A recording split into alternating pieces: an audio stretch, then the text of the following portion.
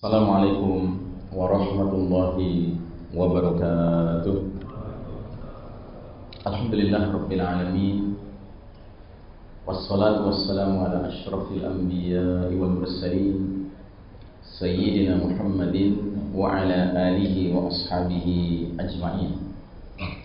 Faqala Allah Ta'ala fi kitabihil karim ba'da a'udzu billahi minasyaitonir rajim.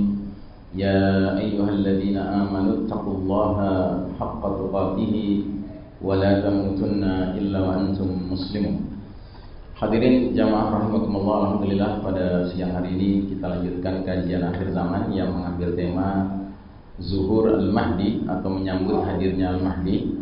Dan pada pertemuan yang lalu kita telah membahas bahwa hadirnya Al-Mahdi menurut ijtihad Dr. Mubayyad, penulis kitab Ensiklopedia Akhir Zaman, akan terjadi sesudah 3 tanda besar kiamat bermunculan, yaitu ad-dukhan, kabut asap, kemudian khasfun bil masyriq, pembenaman bumi di timur, serta khasfun bil maghrib, pembenaman bumi di barat.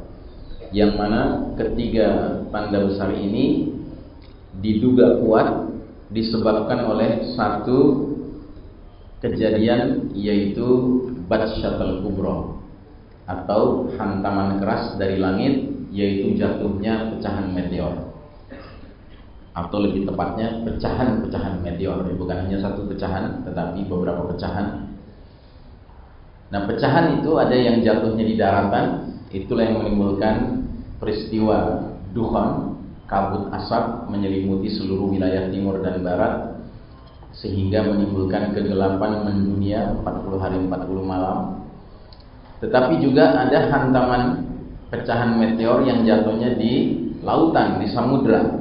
Itulah yang menimbulkan tsunami dahsyat dengan ketinggian ratusan meter dinding air tsunaminya, dan itulah yang akan menimbulkan efek bencana pembenaman bumi di timur dan pembenaman bumi di barat. Tetapi di samping 3 tanda besar itu, Batshatul Kubra, hantaman keras, juga akan menimbulkan shutdown of modern technology. Teknologi modern mengalami expire date, ya, berakhir masa berlakunya. Logikanya bagaimana? Logikanya karena benda keras pecahan meteor itu berukuran besar. Ketika dia menghantam, ketika dia jatuh dari langit, dia bergerak dengan kecepatan yang sangat tinggi, yaitu kecepatan melebihi kecepatan suara, ultrasonik, dan itu menimbulkan induksi hebat yang menghasilkan atau menimbulkan electromagnetic pulse, ya. Semua benda-benda kelistrikan macet. Dan hal ini sudah diisyaratkan oleh Nabi dalam hadis beliau, wa uttum min haitsu bada'tum wa uttum min haitsu bada'tum wa uttum min haitsu bada'tum. Ini hadisnya. Dan kalian akan kembali kepada kondisi seperti sedia kala, kalian akan kembali kepada kondisi seperti sedia kala, dan kalian akan kembali kepada kondisi seperti sedia kala. Nah, jadi ini semua terjadi berbarengan, ya. Terjadi berbarengan, sehingga termasuk juga dampak besar yang ditimbulkan oleh keseluruhan hal ini adalah terjadinya kematian massal, ya. Banyak orang tewas tentunya, ya. Karenanya kita menemukan hadis tentang peperangan di zaman Al-Mahdi yang mengisyaratkan betapa populasi total planet bumi ini sudah tidak seperti sekarang. Kalau sekarang 6 miliar, 7 miliar gitu, ya. Mungkin nanti setelah terjadi dukhan, terjadi pembenaman di timur di barat, terjadi shutdown of modern technology, terjadi kelaparan global, orang sampai berebut makanan sampai ke derajat saling berbunuhan, ya. Maka boleh jadi penduduk planet bumi ini tinggal 1 miliar, ya. Atau barangkali setengah miliar, mungkin 1/4 miliar, ya. Kenapa? Karena ada hadis mengisyaratkan bahwa di zaman Al-Mahdi nanti kita umat Islam akan terlibat dalam sebuah perang yang Nabi mengistilahkan dengan Al-Malhamah Kubra, perang besar. Melawan siapa? Melawan Rum. Rum itu Eropa Nasrani. Dan dalam perang besar ini Nabi memberikan gambaran kuantitas pasukan Rum itu. Kata Nabi, pada saat perang Malhamah Kubra nanti, pasukan Rum akan mengibarkan 80 bendera. Setiap benderanya 10.000 personil. Dalam hadis yang lain dan hadis yang kedua ini lebih sering kita temukan, setiap benderanya 12.000 personil. 80 kali 10.000 berapa? 800.000. 12.000 kali 80 berapa? 960.000. Jadi minimal pasukan Rum itu 800.000 personil, maksimal 960.000 personil. Kalau pakai hitungan sekarang, Pak, 80 negara, masing-masing negara 10.000, 12.000 itu banyak apa sedikit, Pak? Hah? Sedikit sekali. Indonesia saja yang tidak bisa melindungi Pulau Natuna, ya, tentaranya, ya. Itu jumlahnya berapa, Pak? 500.000. Satu negara, Pak, satu bendera, 500.000. Nah, kenapa Nabi mengistilahkan itu perang besar? Padahal jumlah benderanya 80, ya, personilnya per benderanya cuma 12.000, 10.000. Karena pada saat itu jumlah populasi planet kita ini sudah jauh berkurang dibandingkan sekarang. Jelas ya? Dan peperangan sudah tidak model sekarang, Pak. Peperangan sudah kembali seperti masa lalu. Ya, menggunakan pedang, tombak, berkuda, panah, ya. Peperangan yang jauh lebih kesatria daripada zaman sekarang. Zaman sekarang kan peperangannya peperangan apa namanya? Anak SD main di warnet, Pak. Gitu, ya. Terutama itu yang dinikmati oleh pihak musuh, kafir barat. Kalau pihak musliminnya, mukmininnya, mujahidinnya masih sama aja, keringet-keringet di bawah matahari, harus pakai AK-47, M16, paling jauh RPG, senjata anti tank, ya, anti tank.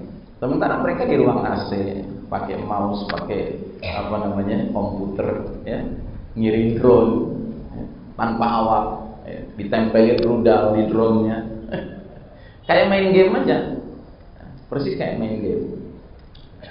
Nah, jadi saudaraku rahimakumullah, termasuk yang kita harus sadari bahwa menjelang Al-Mahdi muncul, maka terjadilah perubahan-perubahan yang sangat signifikan. Perubahan geopolitik. Tadi significant depopulation sudah kita bahas, berkurangnya secara drastis jumlah penduduk bumi. Perubahan peradaban. Gimana nggak berubah apa peradaban? Tiba-tiba nggak ada lagi alat-alat komunikasi yang kita nikmati sekarang ini, Pak. Nggak ada. Nggak ada lagi namanya naik motor, naik mobil, naik pesawat, nggak ada. Kita harus kembali mensyukuri nikmat kaki kita, Pak, dengan banyak berjalan kaki, atau naik hewan ciptaan Allah, keledai, kuda, onta, ya, sapi, kerbau, ya. Itu yang bisa kita gunakan. Jadi dunia berubah sama sekali, Pak. Dan geopolitik ini pasti berubah. Bahkan saya menduga kuat, jika ini berlangsung bersamaan, Pak, dukhon, kabut asap, ya kan, yang menimbulkan azab yang pedih, kemudian pembenaman bumi di timur dan di barat, yang menimbulkan reduksi geografi, peta dunia. Ini kan ketika terjadi pembenaman bumi di timur dan di barat, Pak, wilayah timur seluas ini terbenam, wilayah barat seluas ini terbenam, kecuali dataran tingginya, puncak-puncak gunungnya, puncak-puncak bukitnya yang di atas ratusan meter tingginya, karena dia aman waktu itu kena hantam tsunami-nya, dia aman. Ya kan? Ini masih ada. Jadi mungkin Amerika Utara, Amerika Selatan menjadi kepulauan Amerika. Ya. Ini di timur ini wilayah seluas ini dari Rusia bagian timur, China, Jepang, Asia Tenggara, termasuk Nusantara, Australia, Selandia Baru, ini jadi kepulauan timur. Ya. Kepulauan timur jauh. Peta dunia berubah. Dan akhirnya sentral kesibukan umat manusia itu adanya di sini saja. Nah, saya membayangkan kalau itu semua terjadi bersamaan, Pak, shutdown pula modern teknologi, orang kelaparan, ya, orang panik semua, ya, maka yang namanya institusi negara menjadi sejarah, Pak. Sejarah, nggak ada lagi institusi negara. Ya. Yang namanya Pak Presiden itu dipanggil Pak Presiden udah nggak ada gunanya, karena dia sudah tidak bisa berperan sebagai presiden. Dia mau mengerahkan pasukan polisi, pasukan tentara, kalaupun dia bisa menghubungi Kapolrinya, Pangapnya, Panglima TNI-nya, tapi begitu dia bilang kerahkan pasukan, bingung Panglimanya gimana cara mengerahkannya. Kalaupun bisa dia jumpai para jenderal-jenderalnya, ya kan, jenderalnya pasti pada bilang, oh maaf anak istri saya nomor 1 harus saya pikirkan, makan mereka gimana. Bubar Pak, dunia berubah.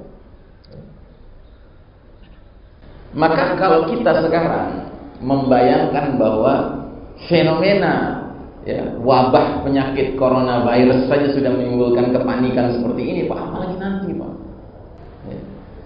Sambil sekarang ini kita masih memiliki yang namanya alat telekomunikasi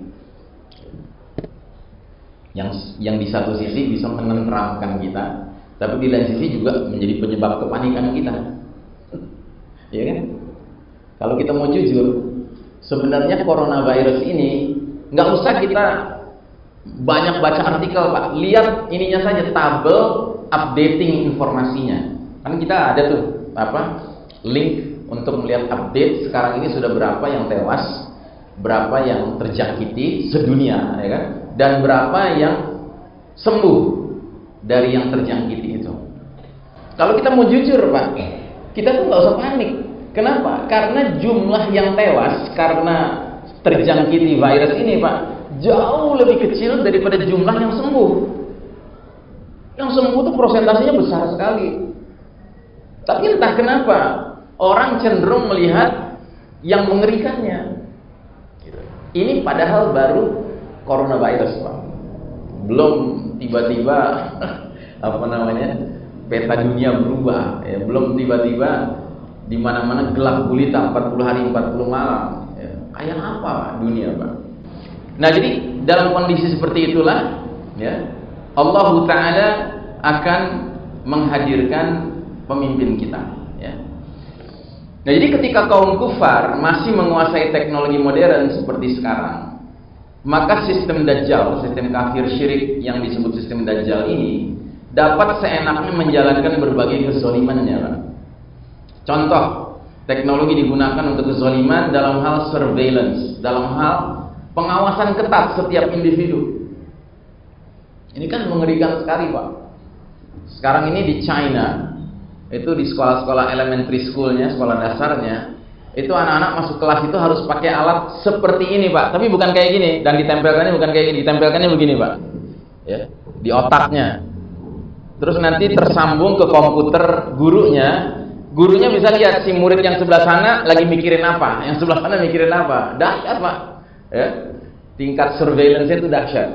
Kalau dia mikir sesuatu di luar kelas, ya kan, langsung dihukum.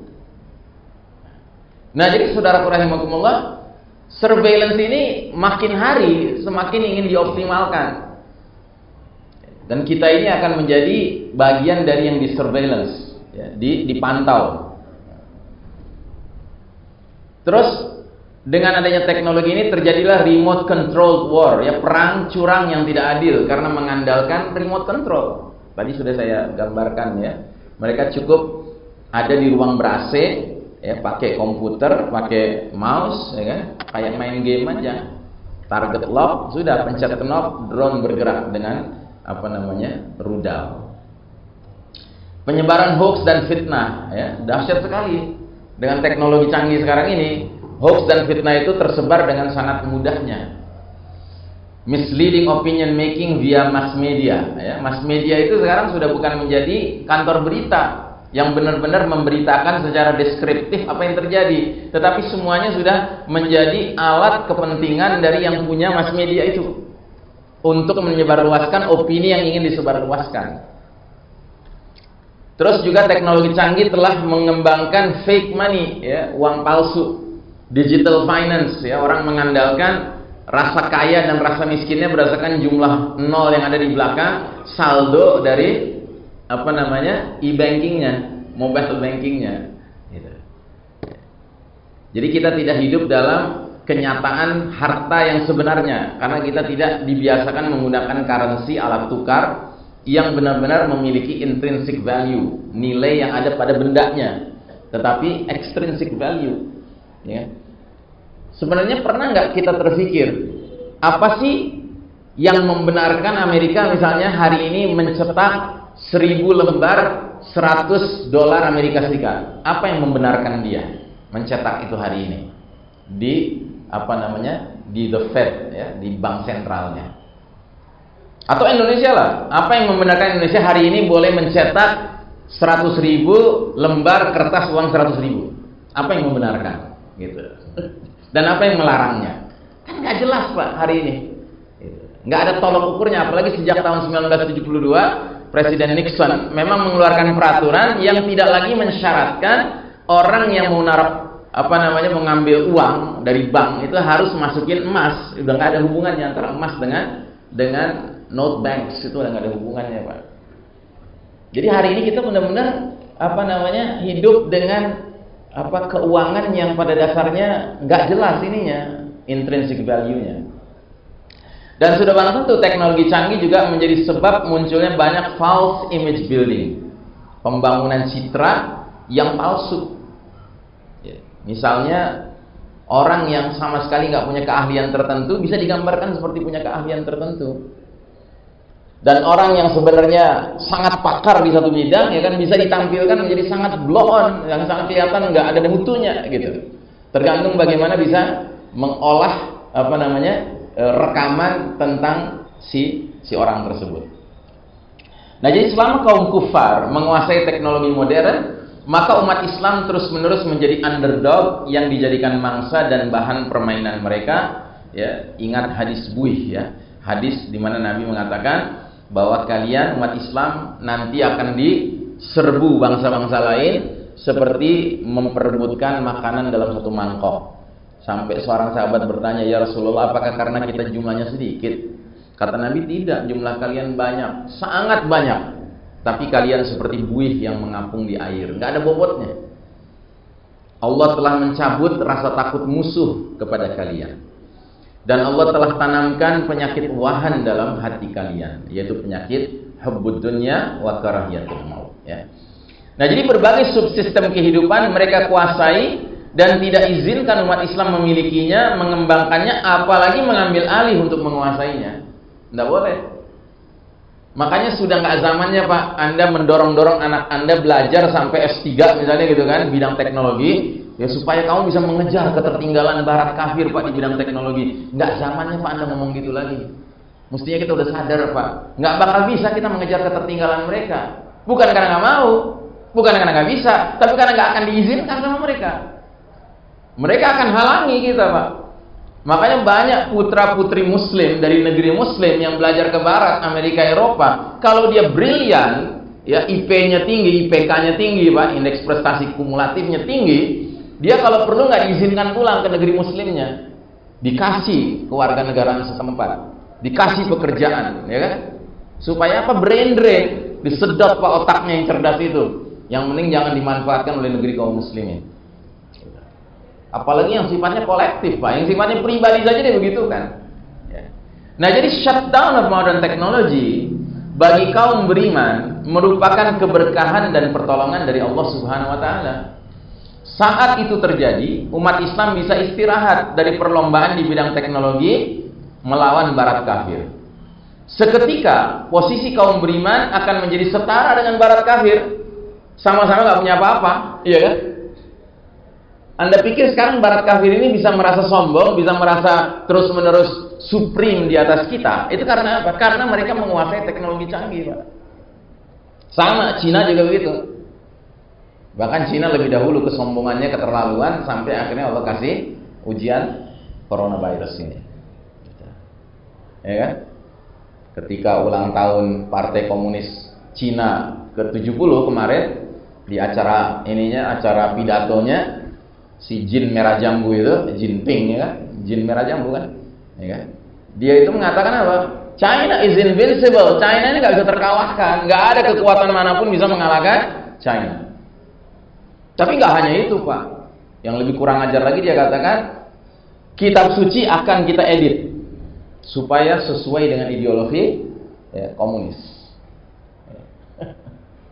Itu baru niat, Pak. Baru niat merubah kitab suci, udah dibegitukan sama Allah Ta'ala. Nah, jadi saudaraku rahimakumullah, dengan kecanggihan teknologi yang dikuasai China, mereka juga merasa supreme sekali, Pak, sekarang. Supreme sekali. Dua sekarang kan ini yang beradu ini, Amerika dengan China. Yang merasa memiliki artificial intelligence kan dua ini. Berlomba-lomba mereka. Nah, sama Allah dimatikan. Teknologi canggih ini dimatikan, bukan untuk mengalahkan China atau mengalahkan Amerika, tidak, untuk mengalahkan semuanya, untuk membuka jalan bagi umat Islam agar menjadi setara dengan kafir Barat. Ya Allah bukakan jalannya, Pak. Sisanya terserah kita. Mau nggak kita ambil peluang jalan itu? Atau kita termasuk orang yang nanti meratap-ratap gitu, wah teknologi berhenti nih habis ya kan? Kalau kita termasuk yang meratap-ratap ya maaf-maaf aja, berarti kita diam-diam sudah merubah surat Al-Ikhlas. Ayat yang berbunyi Allahus Samad sudah jadi teknologi somad, jangan-jangan selama ini, ya kan? Bukan Allah tempat bergantung, teknologi tempat bergantung. Hey, come on, wake up, man. Teknologi buatan manusia, kok masa kita harus bergantung pada buatan manusia? Kita bergantung kepada pencipta jagat raya, bukan sekedar pencipta manusia, Pak. Pencipta jagat raya Allah Subhanahu wa taala, ya. Makanya saya meyakini, termasuk Syekh Mubayyad dalam kitabnya Ensiklopedia Akhir Zaman mengatakan bahwa shutdown of modern technology adalah realisasi dari ayat wa makaru wa makarallahu wallahu khairul makirin. Orang-orang kafir itu membuat tipu daya. Mereka bikin sistem dajjal yang mengandalkan teknologi canggih. Dan Allah membalas tipu daya mereka, dan Allah sebaik-baik pembalas tipu daya. Dan ketika ini terjadi, kita sudah siap umat Islam. Karena apa? Karena kita sudah memperhatikan pesan Nabi 15 abad yang lalu yang berbunyi wa'udtum min haitsu bada'tum. Wa'udtum min haitsu bada'tum, wa'udtum min haitsu bada'tum. Kalian akan kembali kepada kondisi seperti sedia kala. Kalian akan kembali kepada kondisi seperti sedia kala, dan kalian akan kembali kepada kondisi seperti sedia kala. Para sahabat tidak mengerti apa yang dimaksud saat Nabi SAW menyampaikan hal itu. Sebab mereka tidak mengalami berbagai kecanggihan teknologi modern yang kita alami sekarang. Namun saat kita sekarang mendengar hadis tadi, kita dapat memahami dan membayangkan bahwa yang dimaksud Nabi adalah fenomena shutdown of modern technology. Kita akan kembali kepada kondisi seperti sedia kala. Ya. Dan ini bukan berarti kita harus mengharamkan teknologi canggih. Apa sekarang selagi masih ada, manfaatkan, Pak. Manfaatkan selagi ada. Cuman keep in mind, ya kan, bahwa it won't stay here forever. Ini nggak akan bertahan terus-menerus, Pak. Dan ketidakbertahanannya bukan sebuah keburukan, tapi sebuah kebaikan dari Allah Ta'ala. Karena harus Allah langsung yang turun tangan membuat pihak barat kafir yang sombong ini hilang kesombongannya dengan dimatikannya teknologi canggih. Jadi ucapan Xi Jinping itu, China is invincible, sebenarnya sangat mirip dengan ucapan Firaun. Ana rabbukumul a'la. Akulah Rabb kalian yang maha tinggi. Karena merasa dirinya sudah sedemikian kuat, nggak bisa terkalahkan oleh siapapun. Nah, jadi saudaraku rahimakumullah, badai fitnah dukhan dan fenomena alam lainnya ternyata justru membawa kepada kondisi yang membuat kaum beriman menjadi setara dengan kaum kafir. Dan kondisi ini menjadi jalan menuju kemenangan kaum beriman dan berlakunya sunnah pergiliran, sunnatut tadawur, kepemimpinan dunia kepada kaum beriman sesudah kaum kufar berjaya, dikasih giliran sama Allah, berjaya. Namun mereka telah memanfaatkannya untuk menebar kegelapan dan kezaliman. Ingat ayatnya, wa tilkal ayyamu nudawiluha bainan nas. Dan demikianlah hari demi hari masa kemenangan dan kekalahan kami pergilirkan di antara manusia agar mereka mendapat pelajaran. Sekarang kita di babak keempat, umat Islam ditakdirkan Allah mengalami masa kekalahan. Tetapi di babak kelima nanti Allah akan putar balik situasi sesuai dengan sunnah dalam ayat ini, sunnah pergiliran. Sudah gilirannya umat Islam mengalami kejayaan kembali. Dan giliran ini bukan hanya terkait dengan shutdown modern technology, bukan hanya terkait dengan peristiwa-peristiwa bencana alam dahsyat yang terjadi, tetapi terkait erat dengan apa yang kita bahas dalam tema siang hari ini, yaitu zuhur al-Mahdi, hadirnya sang pemimpin, ya, al-Mahdi. Jadi Nabi Muhammad SAW sampai mengatakan bahwa kemunculan al-Mahdi itu adalah busyra, kabar gembira. Nabi bersabda, "Ubashirukum bil mahdiyyi yub'atsu fi ummati ala ikhtilafin minan nasi wa zalazil. Fayamla'ul arda qistan wa 'adlan kama muli'at jawran wa zulman." Kukabarkan berita gembira mengenai al-Mahdi yang diutus ke tengah umatku ini pada saat banyak terjadi perselisihan antar manusia. Ya, perselisihan karena apa? Ya karena kelaparan. Ya, orang berebut makanan sampai berselisih satu sama lain, dan gempa-gempa, ya, bencana-bencana.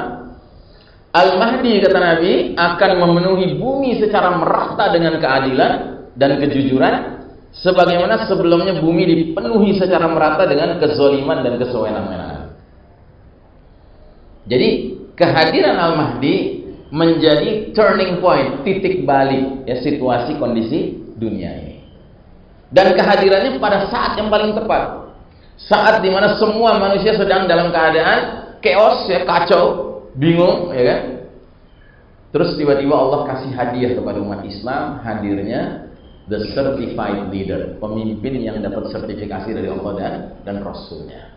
Dan nanti kita akan bicarakan ketika sudah masuk ke dalam bab Al-Mahdinya, bahwa penetapan Al-Mahdi sebagai sang pemimpin tertinggi umat Islam ini sepenuhnya adalah tadbir Rabbani, skenario Allah Ta'ala. Nggak bisa dirancang Pak oleh manusia, nggak bisa direkayasa oleh manusia, ya. Tetapi dia sepenuhnya adalah tadbir Rabbani. Nah, dikatakan di dalam beberapa asar, ya, asar itu artinya ucapan-ucapan sahabat atau tabi'in atau tabi'in. Salah satunya dari Muhammad bin Ali bin Abi Thalib, anaknya Ali bin Abi Thalib yang bukan dari Fatimah. "Idza ra'aitum naran minal masyriqi thalathata ayyamin aw sab'ati fatawaqqa'u faraju ali Muhammad." Apabila kalian menyaksikan api dari arah timur selama 3 atau 7 hari, maka jatuhkanlah diri kalian kepada kelapangan keluarga Nabi Muhammad sallallahu alaihi wasallam. Istilah jatuhkanlah diri kalian pada kelapangan keluarga Nabi maksudnya adalah sambutlah dengan penuh kegembiraan hadirnya Al-Mahdi, ya. Dalam riwayat yang lain, sahabat Ka'ab mengatakan, "Innahu yatlu'u najmun minal masyriqi kibali khurujil mahdi qabla khurujil mahdi lahu zambu yudhi." Akan muncul bintang dari arah timur sebelum keluarnya Al-Mahdi. Bintang itu memiliki ekor yang bersinar, jadi bintang berekor, ya. Yang itu juga sekaligus adalah si pecahan meteor yang akan menghantam planet bumi. Di satu sisi dia adalah isyarat tentang akan terjadinya bencana-bencana besar, tapi di lain sisi, di balik itu dia adalah kabar gembira, karena itu tanda akan keluarnya, akan hadirnya Al-Mahdi, ya. Makanya kita umat Islam harus meyakini bahwa perpindahan kita dari babak keempat sekarang ini penuh dengan kondisi kezoliman dan kegelapan ini menuju babak kelima penuh keadilan dan cahaya nanti, ya. Perpindahannya itu menggunakan kaidah surat Al-Nashrah. Fa inna ma'al usri yusra. Inna ma'al usri yusra. Sesungguhnya bersama kesulitan ada kemudahan. Ya, bersama dukhan, bersama pembenaman bumi di timur di barat, bersama banyak gempa-gempa terjadi, perselisihan antar manusia sampai berbunuh-bunuhan memperebutkan makanan, bersama dengan shutdown modern teknologi, ternyata ada kemudahan yang akan terjadi, yaitu hadirnya sang pemimpin, ya. Inilah berbagai kejadian mendunia. Allah bukakan jalan untuk kemenangan umat Islam, namun kemenangan tersebut tidak diberikan secara gratis sama Allah. Umat Islam mesti berjuang bersama pemimpinnya. Nah, karenanya kita masuk kepada bahasan beberapa peristiwa menyertai hadirnya Al-Mahdi. Beberapa peristiwa itu adalah, pertama, perselisihan atau chaos atau kekacauan setelah wafatnya seorang pemimpin. Dua, dalam kondisi chaos, kekacauan setelah wafatnya pemimpin itu, seorang laki-laki akan keluar dari Madinah lari menuju ke Mekah. Dan ini diyakini laki-laki ini adalah Al-Mahdi. Ternyata sesampainya di Mekah, laki-laki ini dipaksa oleh sejumlah orang untuk keluar dari tempat tinggalnya untuk dibaiat di depan Ka'bah. Ini hadisnya. Yakunu ikhtilafun 'inda mauti khalifah fayakhruju rajulun min ahli madinati hariban ila Makkah fayatihi nasun min ahli Makkah fayukhrijunahu wa huwa karihun. Artinya akan terjadi perselisihan, kekacauan saat matinya seorang khalifah, seorang pemimpin. Lalu seorang laki-laki, dalam hal ini Al-Mahdi, akan keluar dari Madinah pergi menuju Mekah. Lantas beberapa orang dari penduduk Mekah mendatanginya. Mereka memaksanya keluar dari dalam rumah meskipun ia tidak ingin menginginkannya. Nah, di sini ada kata yang perlu kita bahas sedikit, yaitu kata khalifah. Dalam bahasa Arabnya, teks bahasa Arabnya benar-benar menggunakan kata khalifah. Karena adanya kata ini, sebagian ulama, terutama yang fokus di bidang hadis, meyakini bahwa sebelum Al-Mahdi muncul sudah ada khilafah. Karena ada khalifah mati sebelum Al-Mahdi muncul. Nah, yang menarik adalah pandangan Syekh Mubayyad tentang hal ini. Di halaman 725 kitab Ensiklopedia Akhir Zaman, Syekh Mubayyad menggarisbawahi bahwasanya lafal khalifah yang dituturkan dalam bentuk yang bukan ma'rifat tetapi bentuk nakirah. Apa ini ma'rifat, apa ini nakirah? Jadi kalau dalam bahasa Arab, Pak, sesuatu benda tertentu kalau pakai alif lam itu disebut ma'rifah, Pak. Misalnya al-kitab itu ma'rifah. Tapi kalau kitab itu nakirah. Dan yang pakai alif lam itu artinya definite article. Kalau nggak pakai alif lam, indefinite article. Contoh misalnya surat Al-Baqarah ayat pertama. Ayat kedua, alif lam mim dzalikal kitabu la raiba fihi. Alif lam mim itu ini adalah kitab yang enggak ada keraguan di dalamnya. Kitabnya maksud kitab apa nih? Kitab apa? Al-Qur'an, ya. Dan orang bisa tahu ini kitab Al-Qur'an karena di situ kata kitabnya pakai alif lam. Sudah definite, tertentu. Dzalikal kitabu la raiba fihi. Tapi kalau dikatakan hadza kitabun, ini adalah kitab, ini adalah buku. Nah, ini bisa buku apa saja. Sama, kata khalifah di sini nggak pakai alif lam, bukan al-khalifah. Sehingga menurut Syekh Mubayyad, dia bukan khalifah untuk seluruh kaum muslimin. Tapi dia indefinite khalifah. Bukan definite khalifah. Kalau definite khalifah, seluruh kaum muslimin sepakat dia sebagai khalifah. Ini tidak. Sebagian umat Islam menganggap dia khalifah, tapi sebagian yang lain tidak menganggap dia khalifah. Dan yang paling mungkin mempunyai kedudukan seperti itu siapa? Pemimpin sebuah negara yang di dalamnya mencakup dua kota, yaitu Mekah dan Madinah. Kerajaan apa itu namanya? Kerajaan Arab Saudi. Sampai hari ini, saudara sekalian rahimakumullah, tidak sedikit warga Saudi menganggap rajanya itu khalifah. Satu. Terus kedua, sistem pengangkatan seorang raja di Saudi, kalau raja sebelumnya sudah wafat itu menggunakan cara seperti mengangkat seorang khalifah di bai'ah. Nah, jadi Syekh Mubayyad tidak beranggapan sebelum Al-Mahdi ada khilafah, tidak. Hadis ini mengisyaratkan bahwa seorang pemimpin yang memenuhi kriteria sebagai khalifah bagi sebagian masyarakat yang dia pimpin, itu ada. Dan dalam hal ini dugaan kuatnya adalah matinya seorang raja kerajaan Arab Saudi. Apakah matinya Raja Salman? Wallahu a'lam bishawab. Banyak pengamat politik Saudi mengatakan sangat dikhawatirkan kalau Raja Salman sekarang ini meninggal, maka politik di Arab Saudi akan gonjang-ganjing. mengingat bahwa putra mahkota yang ditunjuk dan sekarang aktif berkuasa bernama Muhammad bin Salman, ini otaknya otak liberal sekali, otaknya otak Yahudi sekali, ya. Nah, maka dikhawatirkan kalau Salman dalam waktu dekat ini meninggal, sangat potensial terjadi chaos di masyarakat Arab Saudi. Karena masyarakat Arab Saudi biar bagaimanapun masih cukup banyak yang kuat berpegang pada agama. Ya, akan sulit bagi mereka menerima kepemimpinan sebagai raja seorang seperti MBS ini. Wallahu a'lam bishawab, ya. Terus kemudian kita lanjutkan.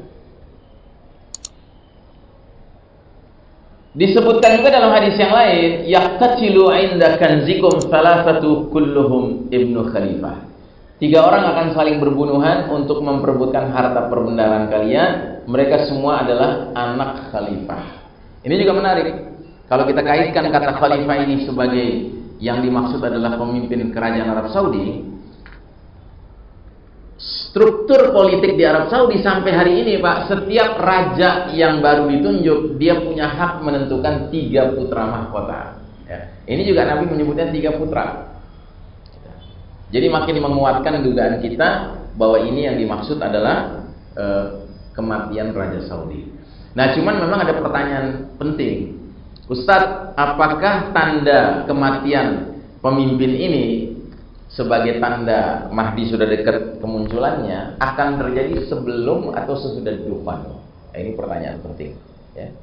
Dan pertanyaan ini tidak akan saya jawab sekarang karena waktu sudah habis, ya. Kita